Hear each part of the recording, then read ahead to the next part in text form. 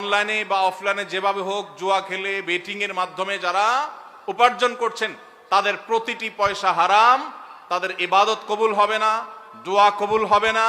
এবং যেই দেহ যা হারাম দ্বারা গঠিত হয়েছে, নবীজি সাল্লাল্লাহু আলাইহি সাল্লাম বলেছেন যে সেই দেহ জাহান্নামের জন্য উপযুক্ত, সেটা জাহান্নামে যাবে। অতএব অনেকে নামাজ কালাম পড়ে হালাল হারাম মেনটেন করে না। যারা অনলাইন জুয়ার সাথে আসক্ত আছেন, আল্লাহর জন্য এই হারামকে আজকেই ত্যাগ করে দেন, মোবাইল থেকে আনইনস্টল করে দেন এবং হারাম থেকে সরে আসেন, পরিশ্রম করেন, কষ্ট করেন, এরপরে কষ্ট করে উপার্জন করেন। নবীজি সাল্লাল্লাহু আলাইহি সাল্লাম বলেছেন, আফদালুল কাসবে কাসবুল ইয়াদ, হাত দিয়ে মানুষ যে কামাই করে, পরিশ্রম দিয়ে করে মানুষ যে কামাই করে, এটা হলো সবচেয়ে উত্তম কামাই।